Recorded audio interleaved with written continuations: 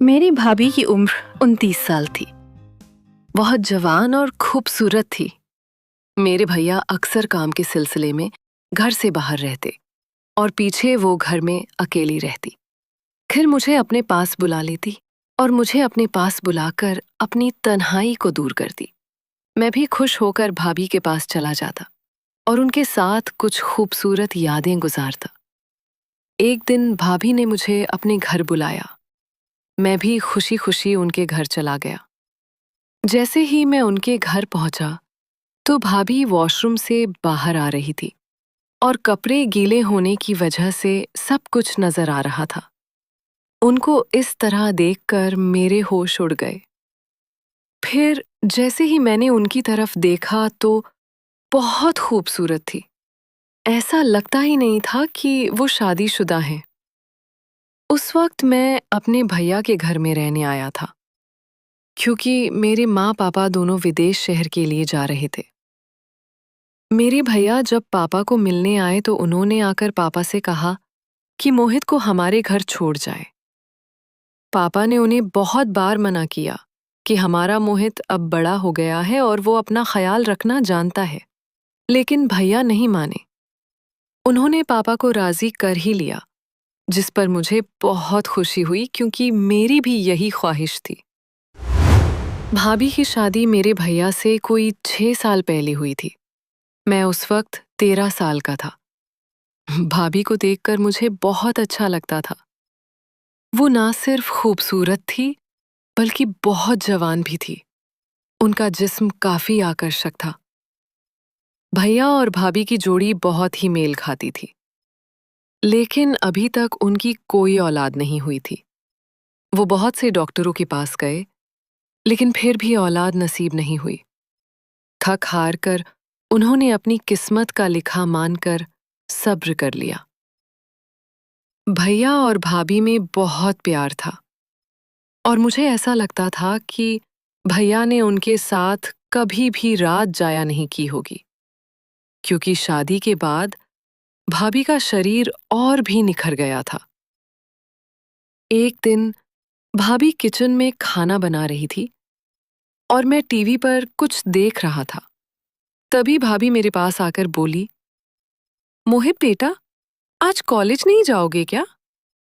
उनके बेटा कहने पर मुझे दिल में बहुत गुस्सा आया, क्योंकि मेरे दिल में उनके लिए कुछ और ही ख्यालात थे। मैंने बुरा सा मुंह बनाकर कहा, भाभी मेरी बकवास सुनकर बहुत परेशान हुई। फिर उन्होंने मुझे हाथ से हिलाया और अपनी मौजूदगी का एहसास दिलाया। भाभी को अपने पास बैठा देखकर मैं बहुत शर्मिंदा हुआ और मुझे महसूस होने लगा कि भाभी ने हमारी सारी बातें सुन ली हैं। इसके बाद भाभी अपने कमरे में चली गई। मुझे अपनी हरकतों पर बहुत शर्मिंदगी हुई।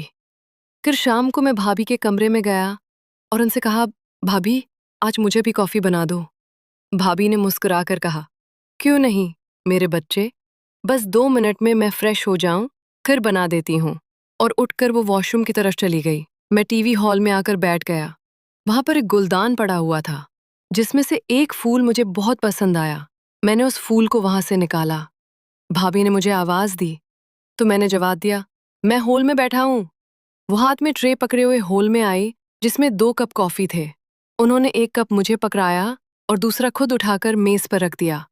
मैंने वो फूल जो हाथ में पकड़ा हुआ था भाभी के बालों में लगा दिया, जिस पर वो मुस्कुराने लगी और कहने लगी, शुक्रिया मेरे बच्चे। ये अल्फाज सुनकर मेरे सारे अरमानों पर पानी फिर गया।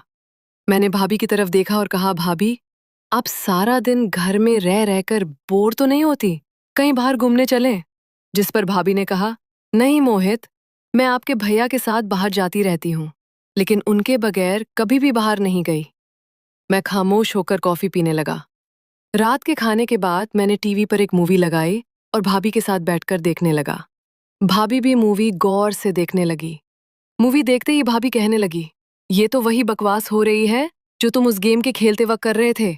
लगता है तुम्हें यहीं से सब सिखा है। ये कोई अच्छी हरकत नहीं है। तुम बहुत गलत बोली इस्तेमाल करते हो। भाभी की बातें सुनकर मुझे बहुत शर्म आने लगी। फिर भाभी मुझसे कहने लगी, मैं तुम्हारी माँ से बात करूंगी कि तुम पर नजर रखें। तुम हाथ से निकलते जा रहे हो। मैंने नजरें उठाकर देखा और भाभी से कहा, प्लीज मुझे माफ कर दे, मुझसे गलती हो गई। मैं आइंदा ऐसी बोली कभी भी इस्तेमाल नहीं करूंगा। वो हंसने लगी और कहा, डरो नहीं, मैं किसी को कुछ नहीं बताऊंगी। मुझे पता है कि तुम जैसे जवान लड़के किस तरह की जुबान इस्तेमाल करते हैं। अच्छा, कोई और मूवी लगाओ, ये क्या लगाया हुआ है? तब जाकर मेरी सांस में सांस आई और मैंने भाभी से पूछा, आप कौन सी मूवी देखना पसंद करेंगी? जिस पर उन्होंने कहा, कोई बॉलीवुड की मूवी। हाँ, आप मुझे इतना बोर कर देती हैं कि सारा दिन ऐसे ही गुजर जाता है।